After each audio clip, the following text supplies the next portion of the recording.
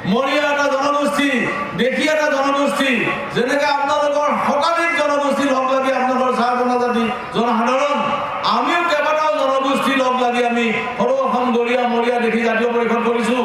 গৰিয়াসকল, মৰিয়াসকল, দেখীসকল, তাৰ লগত আছে চাহ জনগোষ্ঠীৰ এটা সম্প্ৰদায় আমাৰ লগত, সেইটো হৈছে চাহ জনজাতি জলহা সম্প্ৰদায়। এই জলহা সম্প্ৰদায় হৈছে প্ৰাক্তন চাহ জনজাতি বা চাহ জনগোষ্ঠী বা এতিয়াও কৰ্মৰত কোনোবা আছে এই ইছলাম ধৰ্মী, যিসকল ভূমিপুত্ৰ আমাৰ লগত একেলগে আছে। আপোনালোকৰ লগত আমাৰ এটা সাদৃশ্য আছে। কেনেকুৱা সাদৃশ্য? আপোনালোকে এটা দুটা তিনিটাকে বহু জনগোষ্ঠী লগ লাগি চাহ জনগোষ্ঠী আদিবাসী এটা জনসাধাৰণৰ এটা জনসমষ্টি। আপোনালোকে বিশ্বাস কৰিবনে? গৰিয়াসকল কিন্তু এটা নিৰ্দিষ্ট জনগোষ্ঠী নহয়।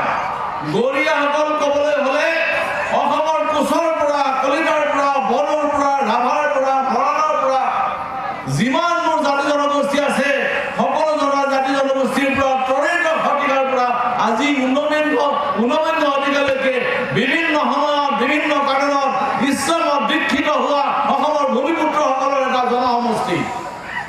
সেইকাৰণে গৰিয়াসকলৰ মাজত আছে কোচ, গৰিয়াসকলৰ মাজত আছে কলিতা, গৰিয়াসকলৰ মাজত আছে বড়ো, গৰিয়াসকলৰ মাজত আছে ৰাভা, মৰাণ, মদাকেনেদি গৰিয়াসকলৰ মাজত চাহ জনগোষ্ঠীৰ মানুহো আছে। মোৰ নিজা গাঁৱত 4টামান চাহ জনগোষ্ঠীৰ পৰিয়াল আজি গৰিয়া হৈ আছে। তাতে ইছলাম ধৰ্ম ল'লে, তাতে বিয়া বাৰু কৰিলে, আমাৰ লগত মিলি গ'ল। গতিকে এই অসমৰ ইতিহাস হৈছে ব্ৰহ্মপুত্ৰই যেনেকে সকলো নদ নদীক লৈ মহাশক্তি হৈ মহানগৰলৈ প্ৰবাহিত হৈ গৈছে, অসমৰ সকলো জনজাতি জনগোষ্ঠী কোচ, কলিতা, বড়ো, ৰাভা, মৰাণ, মটক, ডিমাচা, সোণোৱাল, কাৰ্বি চাহ জনগোষ্ঠী, আদিবাসী চাহ জনগোষ্ঠী, পিছলৈ গোৰ্খাসকল, এই সকলো লগ লাগি গৰিয়া মৰিয়া দেখি মহাজাতি অসমীয়া, কোনো এটা জনজাতি জনগোষ্ঠীক বাদ দি অসমীয়া জাতিৰ কথা ভাবিব নোৱাৰি।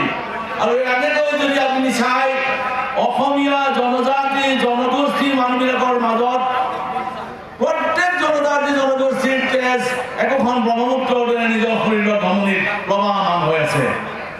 আৰু গৰিয়াসকলৰ ইতিহাস যদি চাওঁ আপোনালোকে আচৰিত হ'ব।